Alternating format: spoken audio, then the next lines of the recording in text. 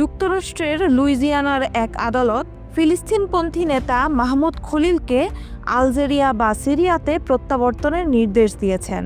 আদালতের এই নির্দেশ আসে তার গ্রিন কার্ড আবেদনের তথ্য সঠিকভাবে প্রকাশ না করার অভিযোগের ভিত্তিতে।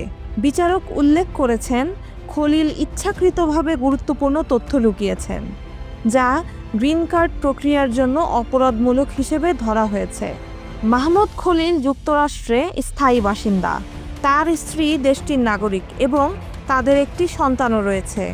কিন্তু ৩ মাস আগে অভিবাসন সংক্রান্ত কর্মকর্তারা তাকে আটক করেন। অভিযোগ ছিল তিনি ফিলিস্তিনপন্থী আন্দোলনের নেতৃত্ব দিয়েছেন। এ সময় তার যুক্তরাষ্ট্রে থাকার বৈধতা নিয়ে প্রশ্ন ওঠে। খলিল কলম্বিয়া বিশ্ববিদ্যালয়ের সাবেক শিক্ষার্থী এবং ফিলিস্তিনপন্থী আন্দোলনের একটি পরিচিত মুখ হিসেবে আন্তর্জাতিক পরিমণ্ডলে পরিচিত। খলিল নিজের বিবৃতিতে বলেছেন, ট্রাম্প প্রশাসন তার বাকস্বাধীনতা খর্ব করতে এই ধরনের পদক্ষেপ নিয়েছে। যদিও তিনি জুন মাসে মুক্তি পান, তবুও প্রত্যাবর্তনের হুমকি এখনও বিরামহীন রয়েছে। আদালতের এই সিদ্ধান্ত আন্তর্জাতিক মানবাধিকার ও অভিবাসন আইন বিষয়ক পর্যবেক্ষকদের নজর কাড়ছে, কারণ এটি রাজনৈতিক আন্দোলনের সঙ্গে যুক্ত ব্যক্তিদের ওপর যুক্তরাষ্ট্রের কঠোর অবস্থানকে প্রতিফলিত করছে।